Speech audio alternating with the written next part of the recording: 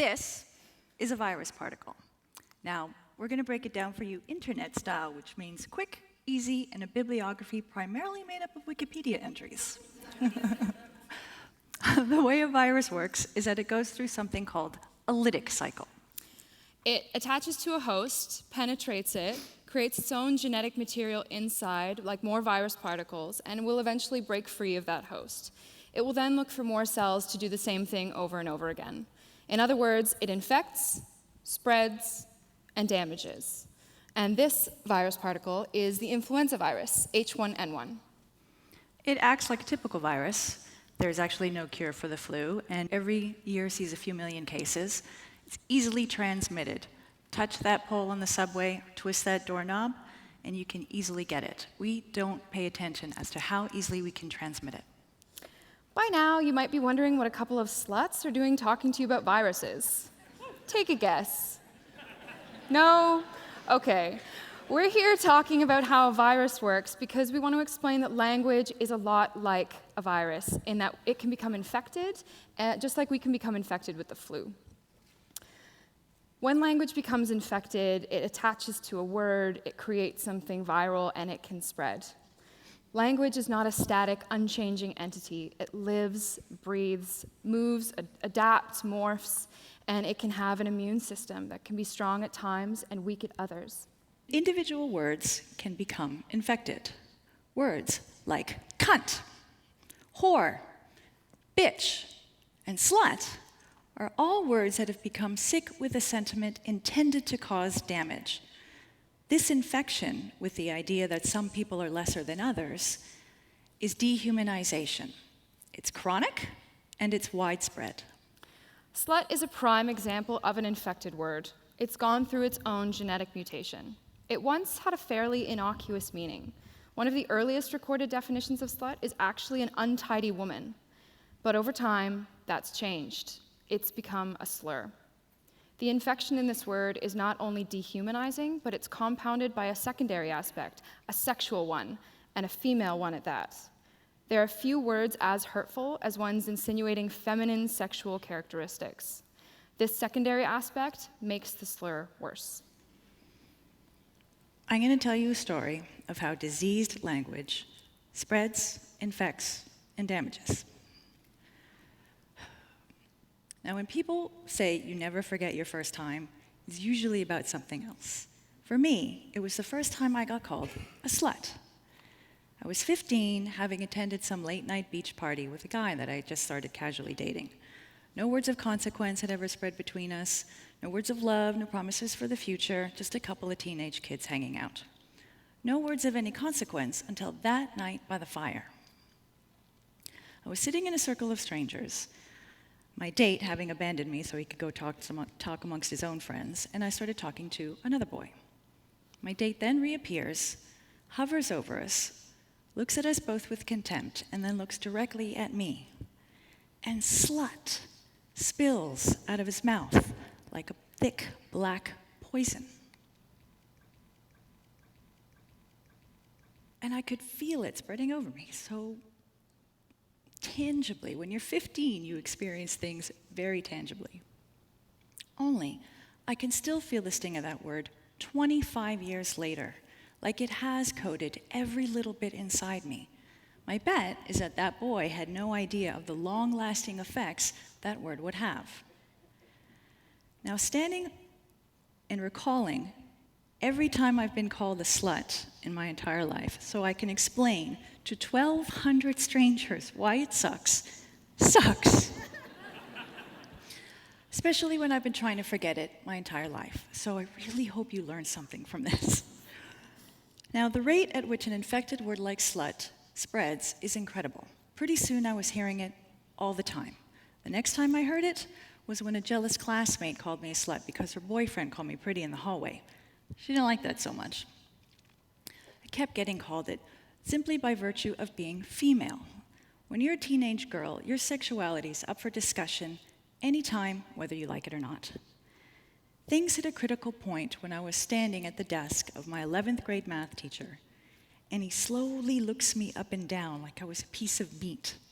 And I thought, that's it, I can't handle it anymore. But when my complaints against the teacher resulted in me being told that I should simply change classrooms, I began to internalize it all. I began to think, maybe it was my behavior that founded these slurs, since everybody kept slinging it and I was the one that kept getting punished. The damage was done. I started making personal decisions based on this word. Avoidance, for me, became key. I would avoid close contact with male teachers, which meant severely limiting the subjects that I could pursue. I would avoid the words altogether. I would let friends, lovers, colleagues, and employers get away with doing and saying things they shouldn't do. Little rape joke here, little grope there. I just became numb because it gets really exhausting fighting the infected language all the time.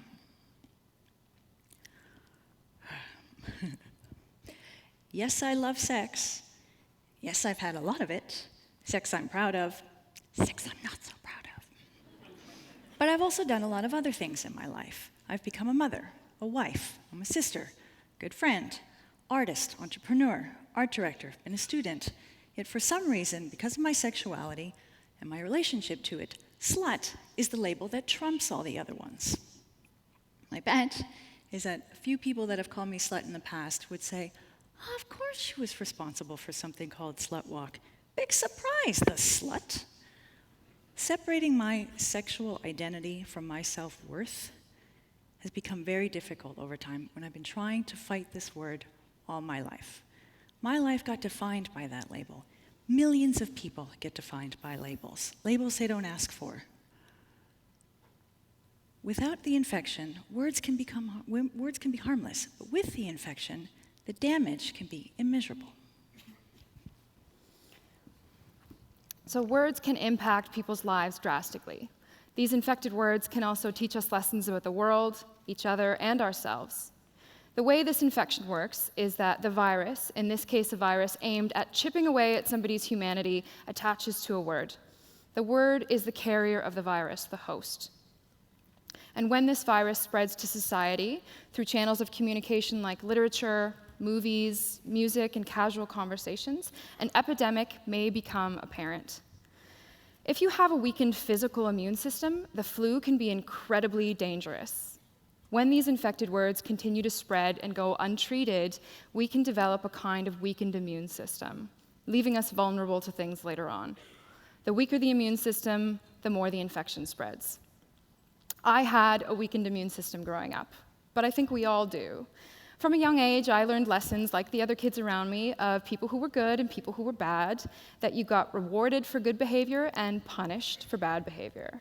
We're sponges absorbing all kinds of information and meaning, and sometimes that comes with toxic meaning. Our language is set up to be in a hierarchy of people who are positive and superior and people who are negative and inferior. And part of that hierarchy involves lessons on sex being dangerous, sometimes for some people more than others, and sluts and easy girls being bad girls who only have themselves to blame. From a young age, you knew not to get one of these really bad labels because it would stick with you. I continued to grow up. I grew curves. I learned that first, second, and third base were way more exciting than baseball.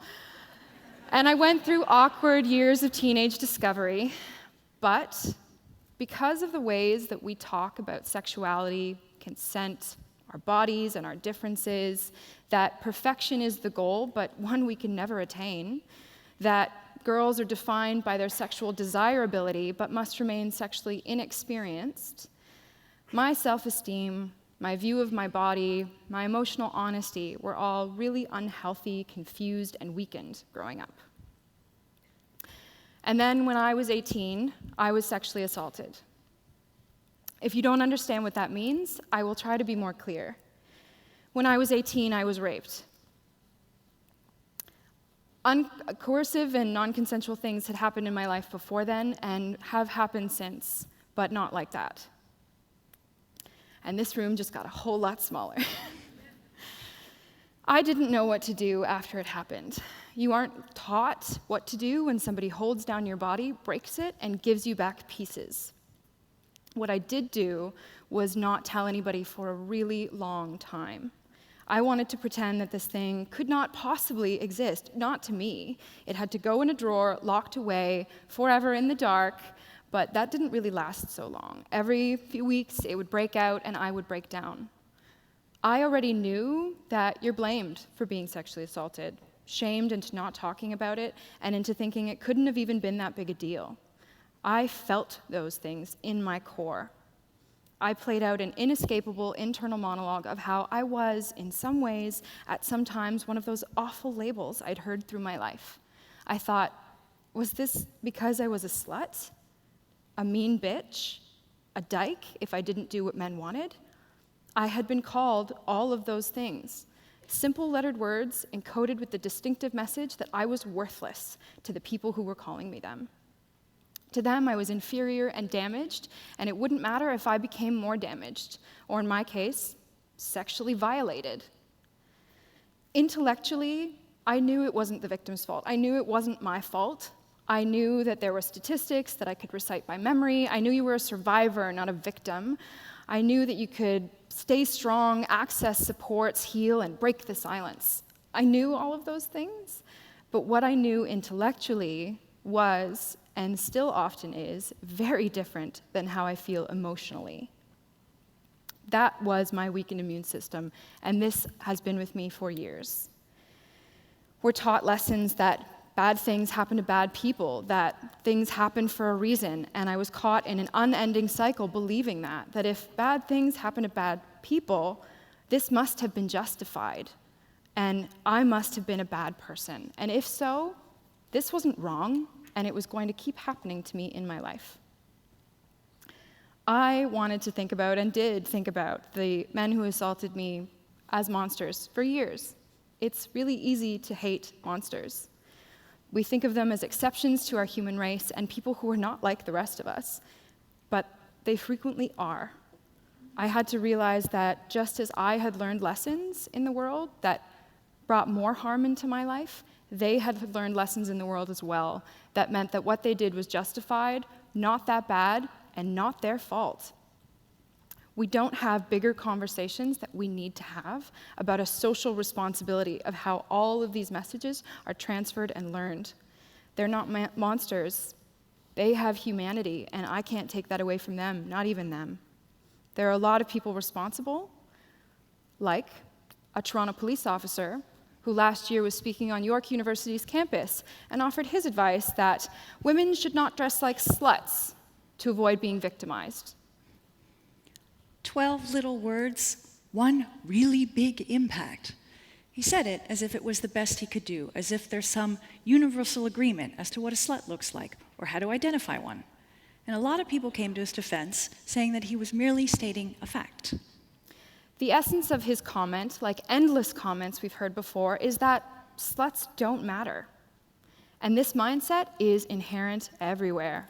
We see it in our police systems, justice systems, educational institutions, media, and even among our family and friends. His comment was not isolated. There are many like it, but it was our final straw. We were furious upon hearing this yet again and had truly had enough of this kind of thinking. Our response was SlutWalk. It began as a rally in Toronto to not just sling the word right back, but to put the word directly in the center of our conversations, to show everyone just how much damage infected language can cause.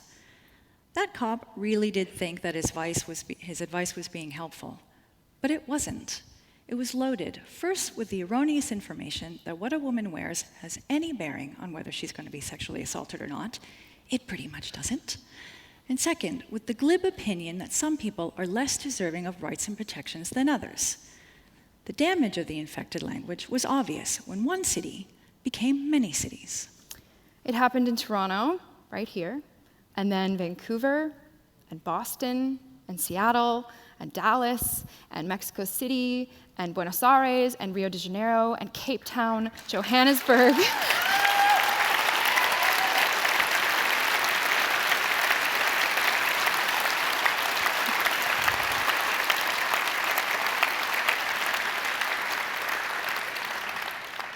There were so many cities, so many amazing instances of people doing this, and it's been hundreds over the last 2 years, which is very inspiring.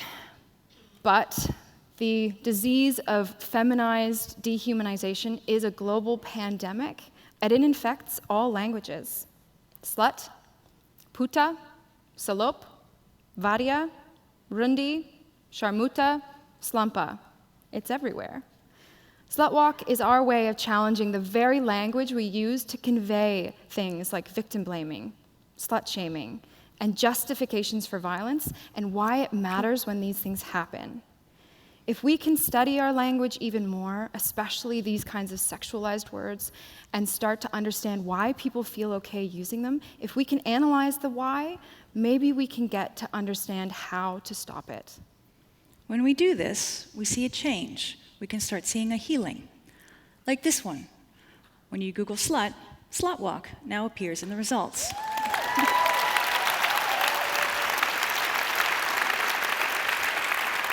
Showing us that different conversations are now happening around this word.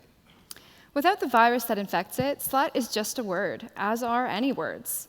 What gives them their power is their meaning, what they reference, and their ability to cause damage. Trying to eradicate singular words, if you even can, is not what's going to heal us, because this virus will find a new host. It always does. Society has misplaced accountability.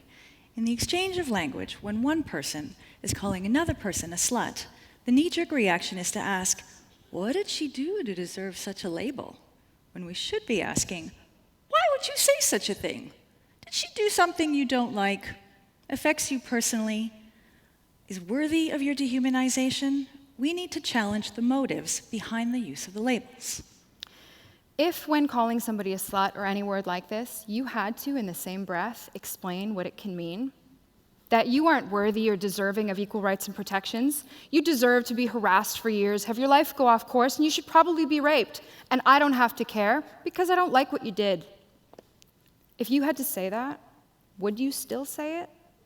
Would you let others say it? If we don't realize that everything we say can be a teaching moment, then we risk causing the spread of sentiment that can snowball into something dangerous. Unfortunately, we're all carriers of this vicious social virus. With infected language, we all have the power to radically impact somebody's life. The onus is on each and every one of us to make sure that when we share words, we're not spreading meaning and sentiment that can create a path of destruction. Words have become too disposable. Language is a gift, a tool of communication that's unparalleled. The words we use are incredibly meaningful in how we talk to one another and about one another. If we don't take care of our language, we will destroy this gift. People think calling somebody a slut lasts a moment. It can last a lifetime and change an entire life course. We have to be accountable to what we say, because before SlutWalk, we knew that there were thousands of people wanting to fight this, and now we know that there are thousands more. We can stop the spread of this virus. So the next time you hear somebody being called a word meant to dehumanize them, think about what you just witnessed. You just witnessed the transmission of a damaging idea that is not worth spreading. Thank you.